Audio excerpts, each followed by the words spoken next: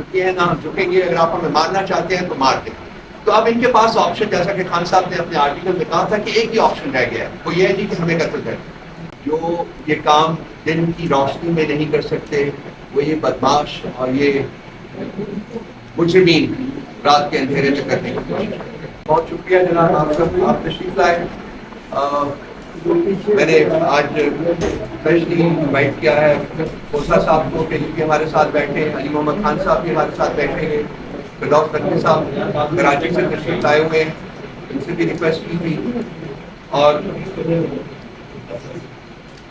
آپ سب پہچانتے ہیں ان کو، جی آئے لوگ بہت پہچانتے ہیں ان کو، ان کا تعارف جو ہے وہ کرانے کی ضرورت نہیں ہے، کھوسا صاحب کا بھی تعارف کرانے کی ضرورت نہیں ہے۔ بہت مہربانی سر آپ لوگوں۔ فردوس نقوی صاحب کی زبان میں رات کو ہمارے سیکریٹریٹ کے اوپر نقب لگائی، جو یہ کام دن کی روشنی میں نہیں کر سکتے، وہ یہ بدماش اور یہ مجرمین رات کے اندھیرے میں کرنے کی کوشش کرتے ہیں۔ اس سے ایک دن پہلے بھی جبکہ یونائٹڈ نیشنز کا ڈیلیگیشن ہمارے دفتر میں بیٹھا ہوا تھا، ان کی ہم سے میٹنگ تھی، الیکٹورل پروسیسز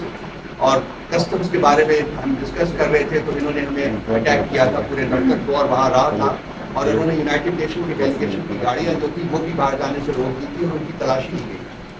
یہ ہم عادت کو تلاش کر رہے تھے، اور وہاں 1 گھنٹہ تقریباً انہوں نے ہمارے دفتر میں موجود رہے اور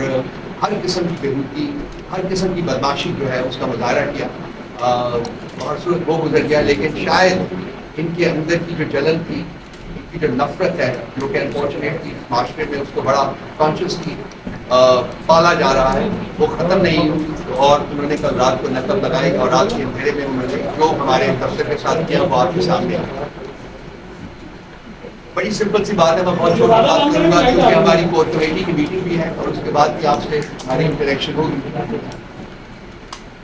2 سال سے ریاست کے جبر، ظلم اور فاشزم کے اندر ہم جی رہے ہیں۔ ہم نے نہ صرف سروائیو کیا ہے ایز اے پولیٹیکل پارٹی، بلکہ ہم اس عرصے میں اور زیادہ طاقتور ہو کے ابھرے۔ تو ان کی وہ جو امیدیں لگی ہوئی تھی، جو کہ یہ پچھلے 76 سال سے کرتے تھے کہ پرائم منسٹر کو کک آؤٹ کرتے تھے، پرائم منسٹر کو کک ان کرتے تھے، جب ان کو وہ چیز ہوتی ہوئی نظر نہیں آئی، اور شاید اس نتیجے کے اوپر پہنچے کہ پولیٹیکل پارٹی کو، پی ٹی آئی کو اس طریقے سے ختم نہیں کیا جا سکتا، تو پھر اس کے بعد انہوں نے 9 مئی کا ڈرامہ رچایا، اور اس 9 مئی کے ڈرامے کی آڑ میں انہوں نے ہر وہ ظلم اور تستائیت روا رکھی جو کہ سویلائزڈ ورلڈ میں جس کی کوئی مقام نہیں ہے، اور وہ اگر کسی اور ملک میں ہو جہاں کے کانسٹیٹیوشن اور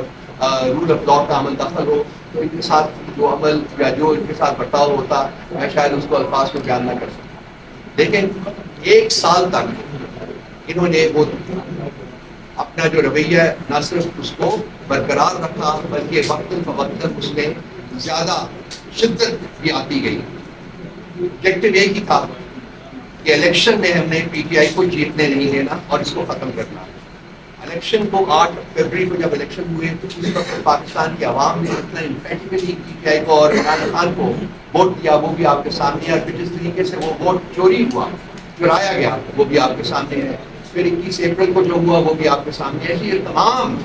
جو ہتھ کنڈے تھے ایک فسطائی ریاست کے، فسطائی حکومت کے، وہ انہوں نے آزما کے دیکھ لیے، لیکن پی ٹی آئی